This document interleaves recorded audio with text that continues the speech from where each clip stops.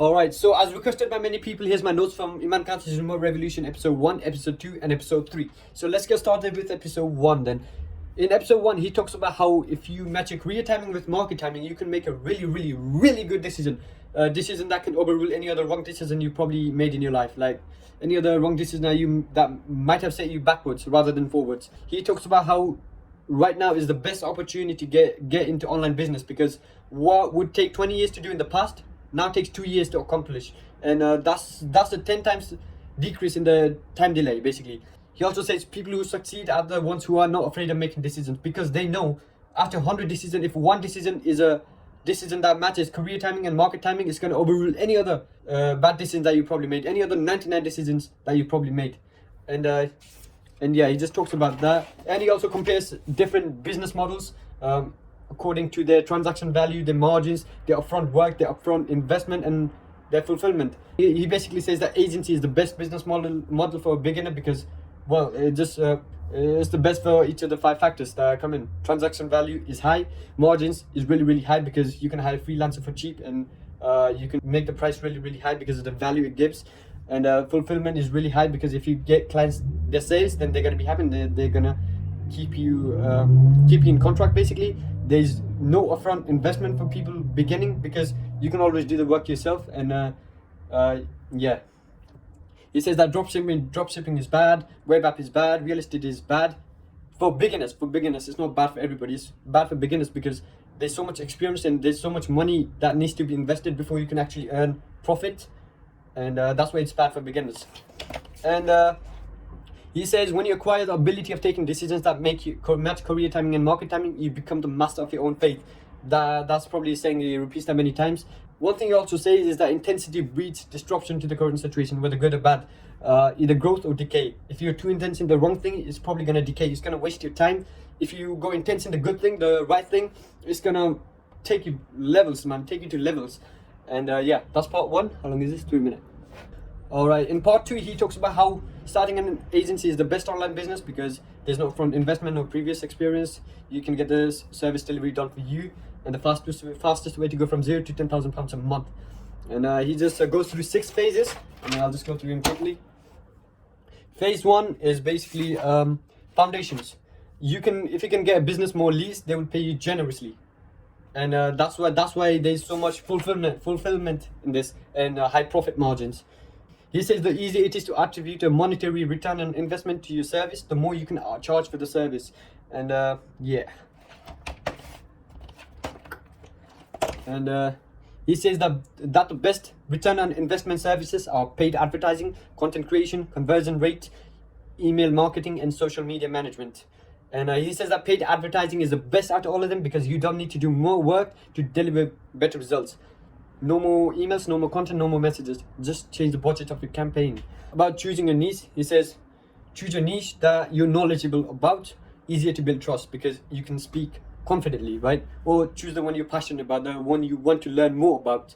He also says choose a niche where you can easily identify big authority figures that can teach niche business model, increase return on investment for the business. In phase 2, he talks about the ones who fail this plan are the ones who don't execute. Phase 2 is mindset, by the way. And he says be the master of your own fate. And in phase 3, he talks about prospecting, I think. How to find clients. So find where your ideal prospects are hanging out and go there to talk to them. And that doesn't mean physical, go online, wherever, like online Discord or wherever, Facebook page or wherever, you know. He says work on compiling a solid list of contacts through Instagram, Twitter, and Facebook groups. And he goes to phase 4. Phase 4 is prospecting. He gives $1 million appointment setting framework. Number 1, introduce yourself. Number 2, give context and express common value. Number 3, pivot an opportunity point. Number 4, take the pressure off them. Number 5, show that you can help. And 6, invite them to a meeting. And there's an example if you want to see.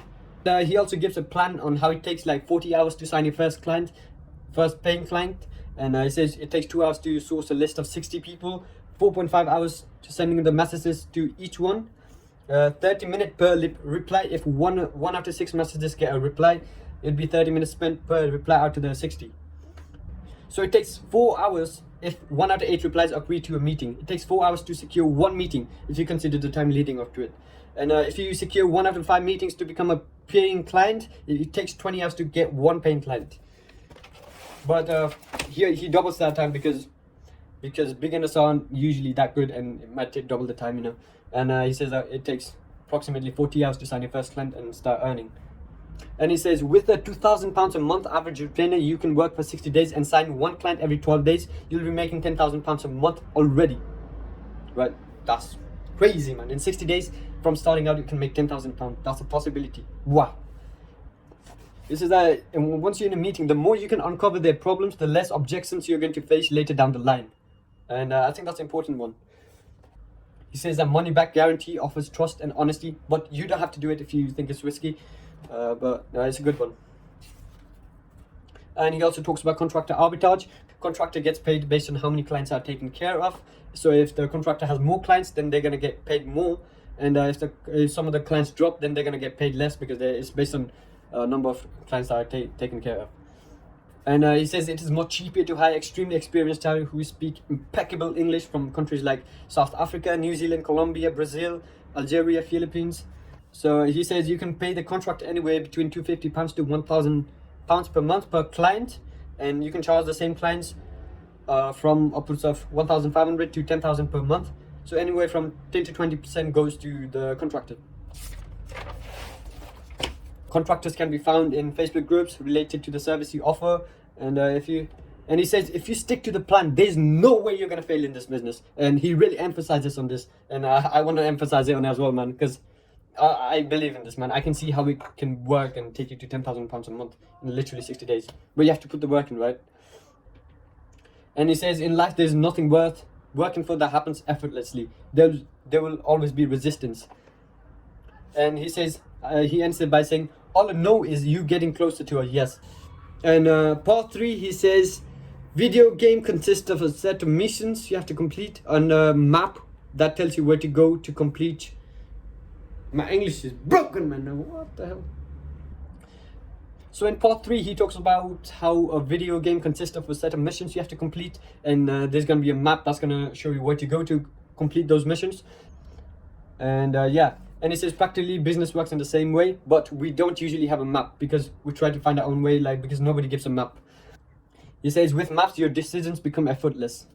And he goes through 4 stages of a agency. First one is glorified contractor. You earn anywhere from £1,000 to £5,000 a month. Mission is working on prospecting and successfully signing your first client, and etc. Stage 2 is boutique agency. Stage 3 is lean mean results driven agency. Stage 4 is private equity incubator.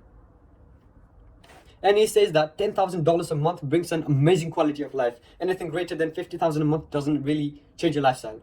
Again, he really emphasizes on this on part 3 as well. He says there's no such thing as not succeeding with this business model if you're giving your best. Once you catch your first fish, it will become easier to catch more. And basically a fish is some client that pays anywhere between $1,000 a month to $3,000 a month, and a small one. And he also says shark and whale, the bigger ones, bigger clients. He goes through the 6 phases again. And there was a couple of things that stood out to me that he didn't show us in the episode 2.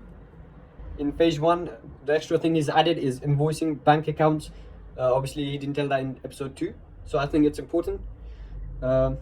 Phase 2, daily routines, monk mode. You can see some videos on that, he's already uploaded on them.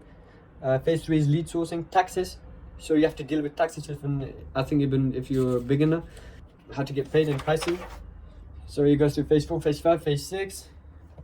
And he emphasizes on this fact as well, that you won't get results if you don't show up. If you don't put the work in, you're not going to get any results. And he states 3 forms of accountability: peer-to-peer, alumni, and coaching. Yeah, expert accountability. And at the end, he goes to say that the people who take this plan and immerse themselves on it for a month, every single day, they're going to be more likely to succeed than the ones who try to do it over long periods of time without going all in. He says that you learn so much faster when you completely immerse yourself into a topic. Yeah, intensity breeds disruption. If you don't go all in within the first week, your odds of succeeding drops by 10 times. I just realized that after recording all this, I was recording in slow motion, so I have to edit out, I have to speed it up. Oh, it's gonna be pain, man. Also, as you can see, I've been inspired by Iman Gadzhi's camera angles, you know, like I'm using a mirror there. And now, you know, see my camera stand today, yeah? That's my camera stand. It's just basically KFC drinks cup and some apples inside just to keep the weight, yeah? So you gotta compromise in the beginnings, right? But it's a good camera stand, man. Like, quality's good, phone's good. I don't need a camera right now, yeah? Yeah, you love that camera angle, don't you? Yeah, I see you, man.